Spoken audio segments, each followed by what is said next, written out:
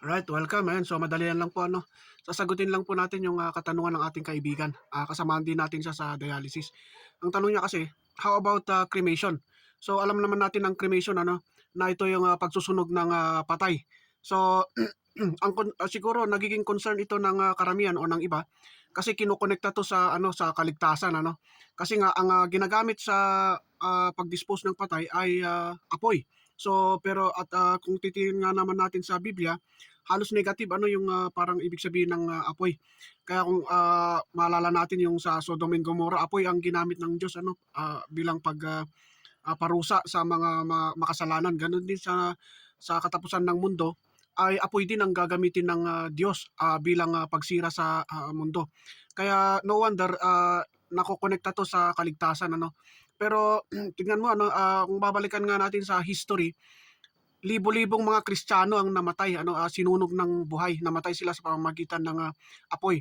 Isa sa nag-translate ng Biblia, si Tyndale, ay sinunog din ng buhay. Gano'n din sa isang disipulo ni Apostle John, direkta na disipulo niya si Polycarp, ay according sa tradition sinunog din siya ng buhay ano. So ito'y mga mananampalataya ng Diyos, sila'y mga tapat na Kristiyano. So napaka-unfair naman siguro ano na para lang doon na nasunog, nabuhay sila ng Kristiyano pero hindi sila maliligtas dahil lang sila ay namatay sa pamamagitan ng apoy.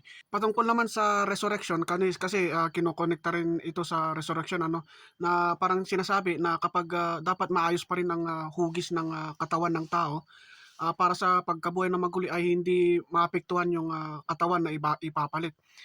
Siguro kung titingnan natin sa Biblia, sabi nga dito ay galing tayo sa alabok. Kung titingnan mo, ang alabok po ay ano-ano, walang hugis ito, 'di ba? At ang sabi pa sa Biblia na ang katawan natin ay mabubulok, ang espiritu ang siyang babalik sa Diyos. So ang sabi pa sa Biblia, magkaiba ang katawang panlupa sa katawang panlangit na ipapalit sa atin. Ibig sabihin walang kinalaman ang katawang panlangit sa katawang panlupa, no?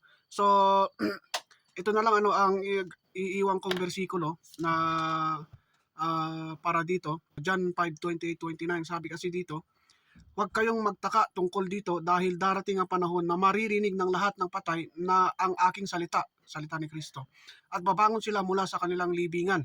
Ang mga gumawa ng mabuti ay bibigyan ng buhay na walang hanggan at ang mga gumawa ng masama ay parurusahan. So kung mapapansin po natin dito, yung gumawa, yung ginawa. Ano yung ginawa ng tao nung siya ay nabubuhay? Kasi yun yung mahalaga sa Diyos eh. Hindi naman yung sa kung anong paraan siya namatay or inilibing. Ano?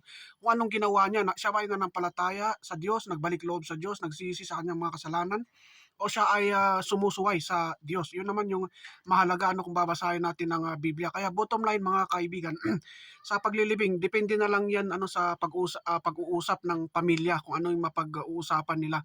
So, kung anong tradition or ano, basta hangga't maaari hindi kontra ano sa Diyos.